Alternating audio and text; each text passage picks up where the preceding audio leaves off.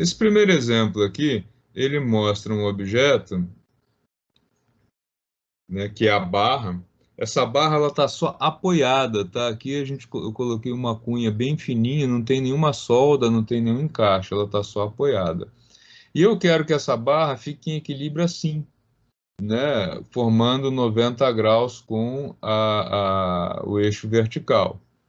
Que características tem essa barra? Ela é homogênea, eu disse que a gente ia trabalhar com material homogêneo.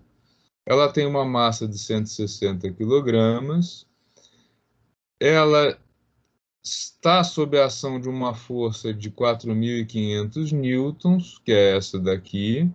E eu quero saber qual é a intensidade da força F1 que eu preciso aplicar aqui para ela continuar assim em equilíbrio estático. Tá? Aqui está faltando uma força. Qual é? A força peso. Tá? O peso, como a barra é homogênea, ele fica no centro geométrico. Então, se a barra toda tem 4 metros, o peso vai estar num ponto a 2 metros de cada uma das extremidades. Então, está aqui a força peso. Tá? Ele fica a 2 metros da extremidade B e a 2 metros da extremidade A. O importante, na hora de fazer o cálculo dos torques, é detectar o quanto que tem de distância entre o ponto em relação ao qual o objeto pode girar, que no caso é esse aqui, e a aplicação das forças. Tá?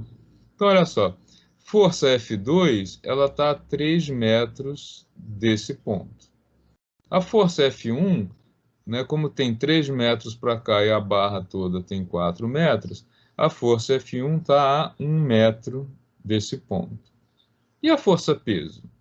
Ó, a força peso ela está a 2 metros da extremidade esquerda e a 2 metros da extremidade direita. Como esse braço aqui tem 1 metro, para cá a gente tem também 1 metro. Então essa distância aqui vai ser de 1 metro. Tá? Então, ó, força peso 1 metro para a direita, força F2 3 metros para a direita e força F1 1 metro para a esquerda. Tá?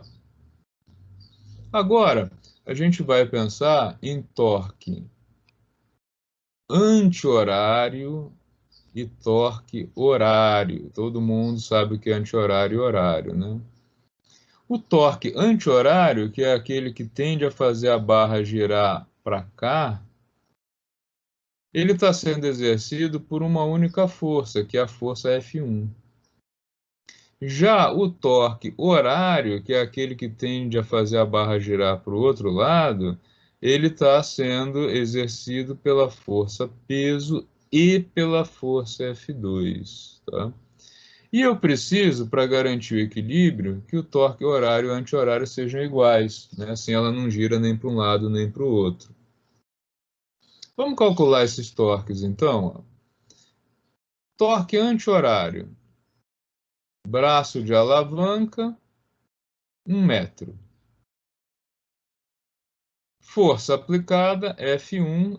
F1 é a minha incógnita. Eu não sei quanto é. E seno do ângulo, nesse caso, está todo mundo com 90 graus, né? Aqui, 90 graus aqui, 90 graus aqui, 90 graus aqui. Eu poderia nem ter colocado, ter deixado logo 1, mas vamos deixar o 90 graus aí.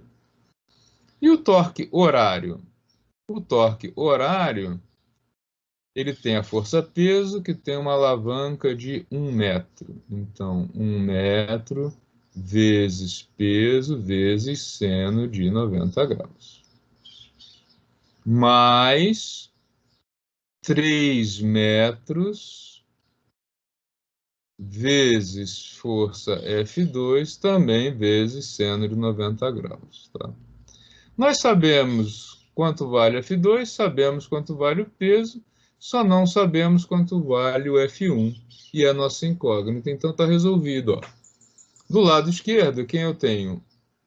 1 vezes F1.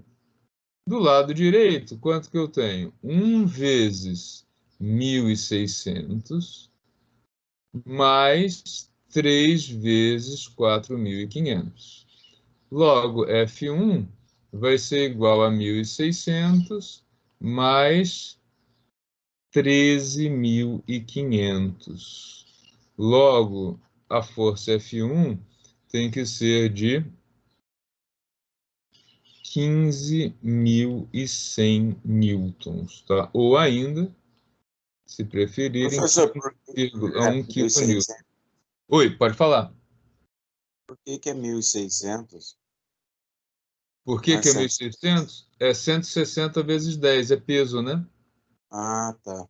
Tá? Ó, o peso da barra é massa vezes gravidade. Então, o Tá. peso da barra é de 1.600 newtons, tá? Por isso, ok? Então, é aquela brincadeira da gangorra, né?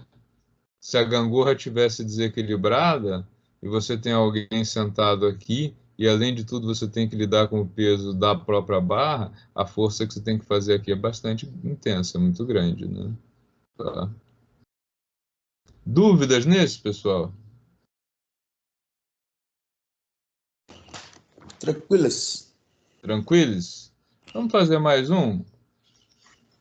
Nesse caso agora, nós temos não um, mas três objetos apoiados. E além dos três objetos apoiados, M1, M2 e M3, a gente ainda observa que o ponto de apoio ele não está no centro de gravidade. Então a gente precisa considerar ainda a massa da barra. Tá? Então vamos localizar as forças. Ó. A gente tem aqui P1.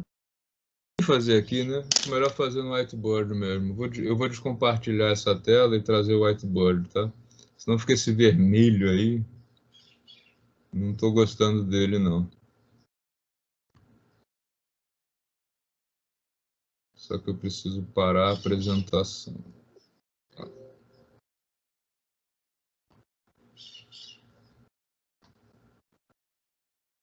Só um minutinho para a gente mudar o... Tá. Então, olha, no exemplo 2, que está aí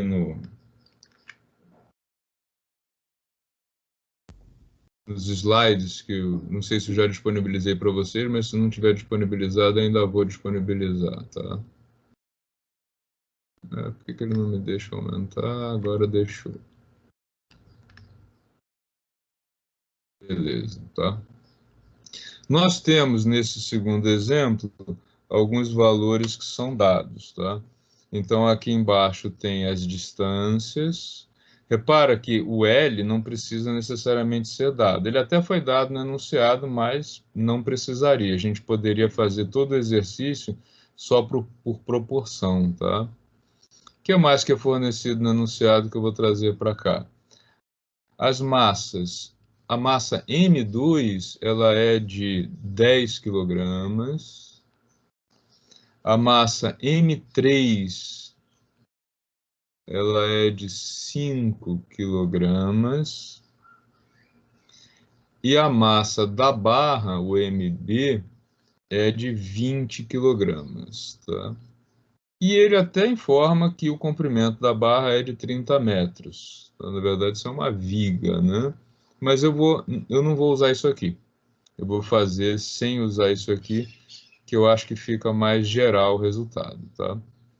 Então vamos identificar as forças. Primeira coisa, eu tenho aqui o peso da massa M3, tenho o peso da massa M2, tenho o peso da massa M1 e tem a massa da barra que está, o peso da barra que está aqui pelo centro dela, tá? Então, aqui P1, aqui o peso da barra, P2 e P3. Preciso identificar as alavancas, tá? Para não tumultuar muito o desenho, eu vou calcular as alavancas aqui, ó. Quem é a alavanca de D1? Essa distância aqui. Está dito, 1/4 da barra. Então, barra sobre 4, tá? Quem é a distância da barra, a braço de alavanca 2? Daqui até aqui, está dito também que é 1/3. Tá? Então, D2 é igual a L sobre 3. Tá? O D3, desculpa, é 3/4 de L, daqui até aqui. Então, o D3 é 3/4 do comprimento. Legal. E o peso? Onde é que ele está aplicado? Vamos calcular? Ó, o peso, a distância dele da extremidade da barra, poderia fazer isso para lá ou para cá, tanto faz, é L sobre 2, tá? Mas eu estou interessado só nesse trecho daqui. Ora, se tudo isso daqui é L sobre 2 e desse lado eu tenho L sobre 4, o peso, então, o braço de alavanca aí da força-peso, ele vai ser igual ao quê? Ele vai ser igual a L sobre 2, na metade da barra, menos o que tem para cá, que é L sobre 4. Tá? Isso significa L sobre 2. Tá? Vai ficar 4 menos 2 dividido por 8. Né? 2 dividido por 8 vai dar 1/2. Tá? Então agora a gente tem todos os braços de alavanca. Quem causa torque anti-horário? Só um. Porque todos os outros estão aqui, ó, à direita do eixo de rotação. Então, torque anti-horário vai ser igual ao braço de alavanca de 1, L sobre 4, vezes massa 1 vezes gravidade. Tá? E do outro lado, o torque horário, nós temos o peso, L sobre 2, vezes massa da barra vezes gravidade. Nós temos L sobre 3, então mais L sobre 3 vezes massa M2 vezes gravidade, mais 3L sobre 4 vezes M3 vezes gravidade. Repara que quando eu igualar os dois, todo mundo tem L, ó, eu não preciso do valor de L, é um cálculo desnecessário, né? Porque todo mundo está multiplicado por L. E nem vou precisar do G também, tá? Quando eu igualo as duas coisas.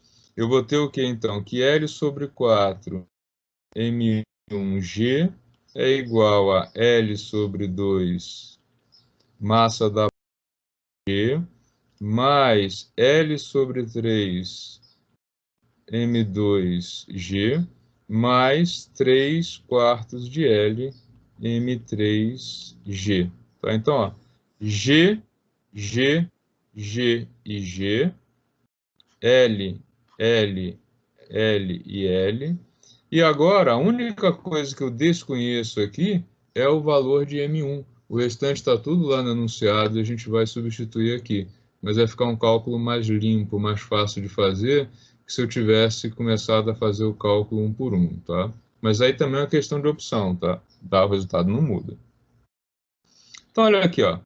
1/4 de M1, que é a nossa incógnita, é igual. Massa da barra, tá aqui, 20. 20 dividido por 2, mais M2, 10 dividido por 3, mais 3/4 de M3, que é igual a 5. Vou passar esse 4 que está aqui, multiplicando todo mundo para lá. Tá? Como é que vai ficar isso, então? M1 é igual a 4 vezes 20 dividido por 2, mais 4 vezes 10 dividido por 3, mais 4 vezes... Aqui eu já vou colocar 15, tá? 3 vezes 5, 15, dividido por 4. Agora é só fazer a conta. Ó. 2 vezes 20, né? 4 e 2, mais 40 dividido por 3 mais 15, tá? Isso aqui dá 40. 40 mais 15, 55, mais 40 dividido por 3. Então, ela deve ser igual a 68,3 quilogramas, tá? Esse é o valor da massa M1, que vai equilibrar esse sistema. Notem que, na realidade, o desenho está um pouco distorcido, tá? O peso da barra está bem mais para lá do que no desenho, tá? Dúvida nisso, pessoal?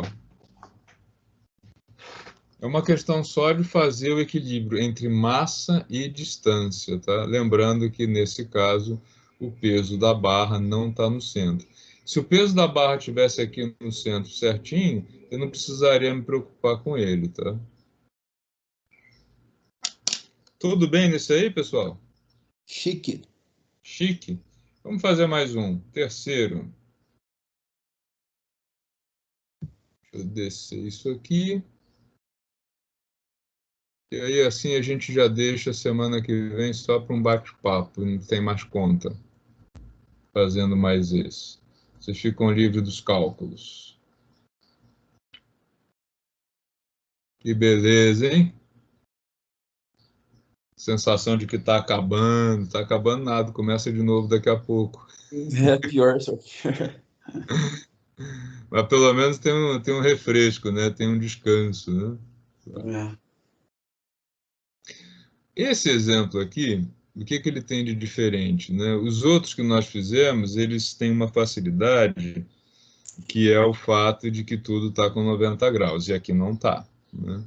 Os dados do problema são o seguinte: o pivô é esse ponto, ou seja, é uma barra articulada, tá? Que ela é presa na parede por este cabo aqui, e ela tem pendurado nela este objeto aqui, tá? Que é um relógio, nesse caso. Como é que foi? O que o enunciado diz? O enunciado diz o seguinte: a distância x1 ela é 1/3 do comprimento da barra. A distância x2, que é essa daqui, ela é igual a meio comprimento da barra.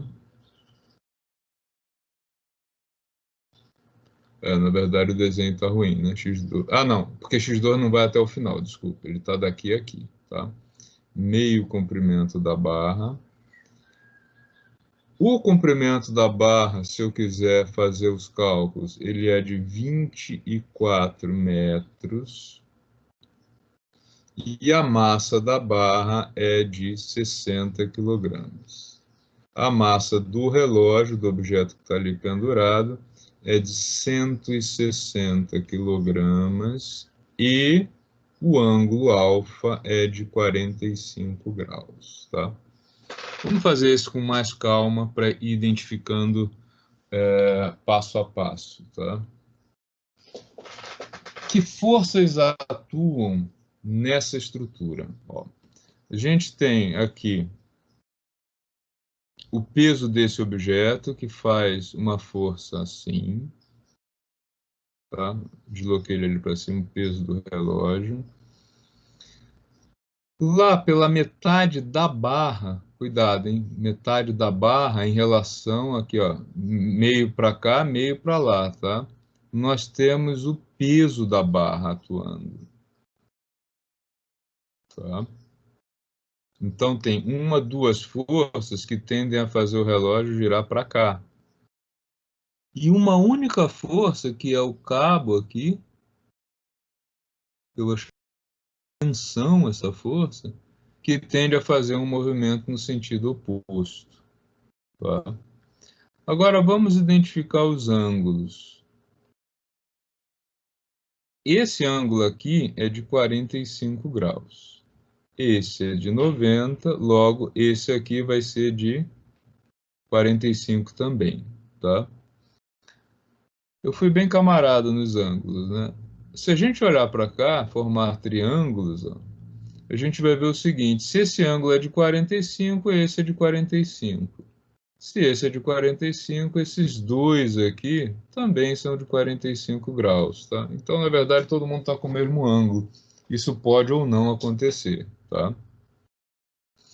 Vamos identificar agora os braços de alavanca. Ó. O peso da barra está na metade da barra. Esse cara daqui está em quanto, hein? x1 mais x2, né? Eu tenho que somar esses dois aqui, tá? Para chegar no peso do relógio, que vai dar 0,3 com 0,5, 0,8, tá? E a tensão está numa distância que é conhecida, que é o x1. Então eu tenho tudo para resolver o problema, tá? Então olha só, quem causa torque anti-horário? Torque anti-horário, x1 de braço de alavanca, vezes tensão, vezes o seno de 45 graus. Quem causa torque horário? Torque horário, peso da barra, L sobre 2, vezes peso da barra, vezes seno de 45 graus. Mais, daqui até aqui, x1 mais x2, né? x1 mais x2, vezes o peso do relógio, vezes o seno do mesmo ângulo, que é 45 graus. Tá? Então vai cancelar esse ângulo. Tá? Quando eu igualar os dois, ó, quando eu fizer a imposição de que o torque horário tem que ser igual ao torque anti-horário, como é que isso vai ficar? x1 t seno de 45 graus igual a L2 peso da barra seno de 45 graus mais a soma de x1 e x2 peso do relógio seno de 45 graus. Seno de 45, seno de 45, seno de 45. Repare que eu só posso fazer isso porque os ângulos são iguais, tá? E agora eu vou substituir os valores numéricos. Ó. Quem é x1? x1 é 0,3 comprimento da barra. Então, 0,3 L. Vezes a tensão que eu desconheço. Igual L sobre 2. Quem quiser fazer o exercício fazendo os cálculos, usando que o L é 24 metros, pode fazer, não tem nenhum problema. Vai dar no mesmo resultado, tá? Peso da barra. A barra está aqui, 60 kg. O peso dela, cuidado, é sempre vezes 10, tá? 600 newtons. Mais 0,3 mais 0,2. 0,8, né? Tá? 0,3 mais 0,5, comprimento da barra. Peso do relógio, 1.600 newtons, ele tem 160 quilogramas, tá? E aí agora é só verificar o quê? Eu posso simplificar, dividir todo mundo por L, não preciso dele. Então o que que eu tenho? Eu tenho aqui 0,3 tensão, vai ser igual a 600 sobre 2, 300, mais 0,8 vezes 1.600. Finalizando isso aqui, o que a gente tem? Nós temos que a tensão que o cabo precisa suportar é igual a 300 mais 0,8 vezes 1.600 dividido pelo 0,3. E aí é só rodar a manivela, tensão, aproximadamente 5.267 newtons, ou aproximadamente 5,3 kilonewtons, tá? Reparem que quando